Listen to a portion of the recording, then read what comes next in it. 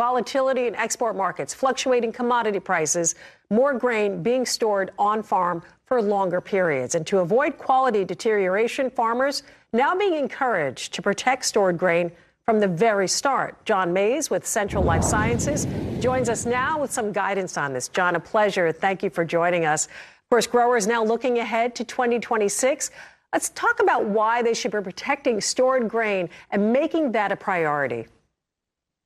Yeah, good morning, Suzanne. You know, as we as U.S. growers, we're fighting in a global market right now, and being able to have the flexibility to market your grain for longer periods of time is the way to ensure that you can get the best price for your crops. And, you know, we always tell growers, hey, you've spent money for grain storage on your farms. You know, don't let the product spoil after you put it in storage. Well, let's talk about that, the risks that they do face when they are storing their grain longer.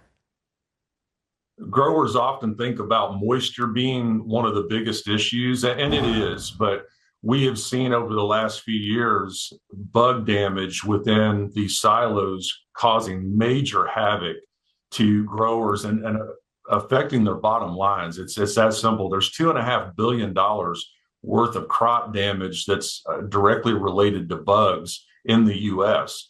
And growers need to be responsive to that. Yeah, let's talk about that. How, of course, insect management, how important that is, and maybe how soon farmers should think about that, maybe sometimes even before the grain goes into the bin.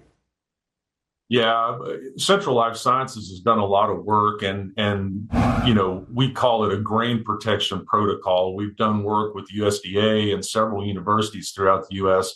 and seen that growers after a month, you know, just 30 days, they can see 2.2 to 3% loss in their grain dry matter storage. So doing a grain protection protocol, and that's pre-treating the bins, and you can put products like Gravista or Diacon directly on your grain, and it gives you the peace of mind that your grain will be protected from bugs while it's in storage. Let me ask you this, John. If there's one step that growers can take this year to better protect the value of their stored grain, what would that be?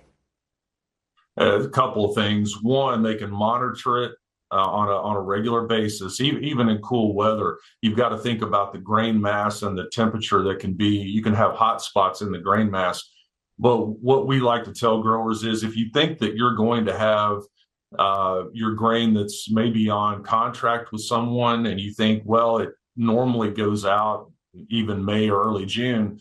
We saw that growers this past year had to carry that grain all through the summer before they could deliver. So we tell growers to actively pre-treat their grain when it's going into storage with products like Gravista or Diacon.